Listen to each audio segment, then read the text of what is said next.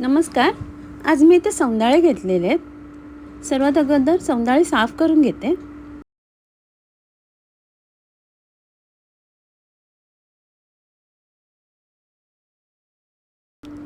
अशा प्रकारे कल्ले कापून झालेले आहेत. आता डोक्याकडचा भाग कापून घेते. पोटातली घाण काढून टाकते आणि तळ्यासाठी वर चिरा पाडून घेते. अशा प्रकारे सर्व मासे कापून घेतलेले आहेत. हे तळ्यासाठी आणि बाकीचे कढीमध्ये घालायसाठी ठेवले आहेत. तळ्यासाठी सौंदाळे घेतलेले आहेत. त्यात कोकम आगळ, चवीप्रमाणे मीठ, लाल मिरची पावडर, हळद आणि थोडंसं पाणी घालून मिक्स करून घेते आणि माशांना लावून घेते.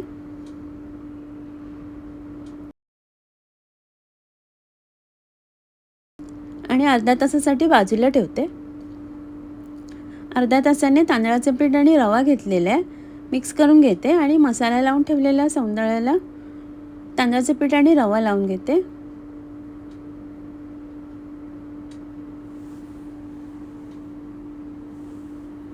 तव्यावर तेल घेतलेले गरम करायला. तर सौंदाळे फ्राय करून घेते.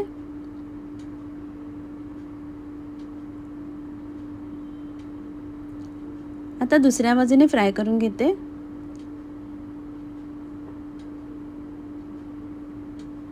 अशा प्रकारे 2-3 वेळा परतून सौंदाळे कुरकुरीत होईपर्यंत फ्राय करून घेतलेले आहेत. आता काढून घेते.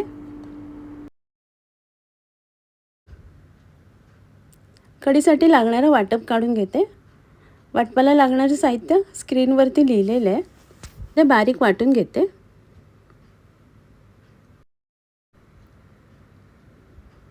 वाटप वाटून झालेलं आहे. त्यात बारीक चिरलेला कांदा आणि हिरवी मिरची घालते. इथे कैरी कापून घेते. कैरीचे साल काढून घेतलेले आहे. आता दोन्ही बाजूचे तुकडे कापून घेते.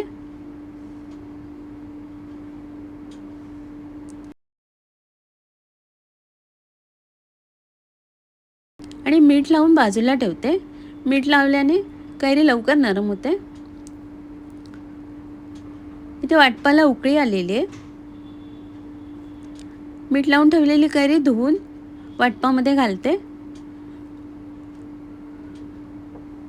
कैरी शिजलेली आहे. साफ करून धुवून घेतलेले मासे घालते. चवीप्रमाणे मीठ घालते आणि मासे शिजेपर्यंत उकळी काढून घेते. मासे शिजलेले आहेत. सौंदाळ्याची कढी तयार आहे.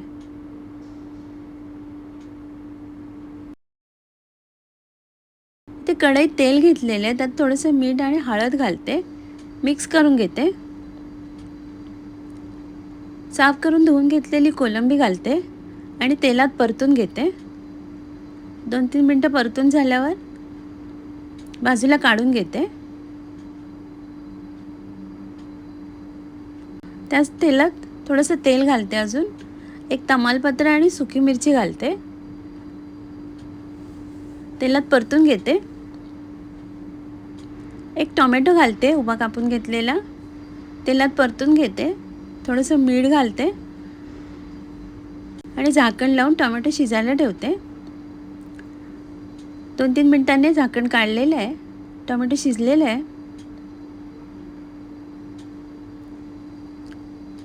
एक छोटा चमचा आलं लसूण पेस्ट घालते. मिक्स करून घेते. थोडंसं पाणी घालते आणि आता सुके मसाले घालते. धणे पावडर, जिरं पावडर, लाल मिरची पावडर, हळद घालते आणि मिक्स करून घेते. मसाला छान शिजलेला आहे. त्यात भोपळ्याच्या फोडी घालते. मसाल्यात परतून घेते आणि थोडंसं पाणी घालून मिक्स करून घेते आणि झाकण लावून शिजायला ठेवते. 3-4 मिनिटांनी झाकण काढलेले आहे. भोपळ्याच्या फोडी शिजलेल्या आहेत. त्यात परतून ठेवलेली कोलंबी आणि 2 हिरव्या मिरच्या घालते. मिक्स करून घेते. एक छोटा चमचा गरम मसाला घालते आणि कोथिंबीर घालते. मिक्स करून घेते. आणि झाकण लावून एक उकळी काढून घेते. झाकण काढलेलं आहे. कोथिंबीर घालते. भोपळ्यामध्ये कोलंबी घालून भाजी तयार आहे.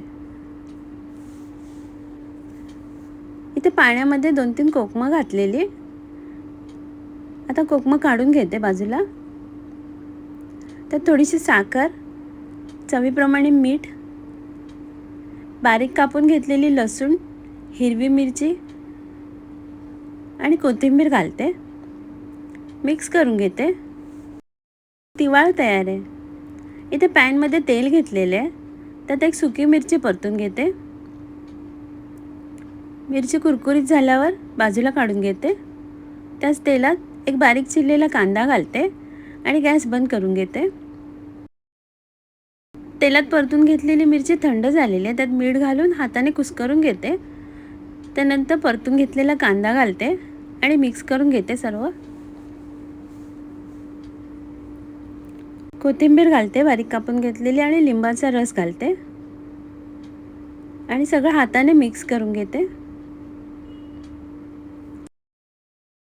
त्यात एक उकडून ठेवलेलं अंडं घालते आणि कांद्याबरोबर मिक्स करून घेते. अंड्याचं भरीत तयार आहे. आता मी सर्व करते. आजचा व्हिडिओ पाहिल्याबद्दल खूप खूप धन्यवाद.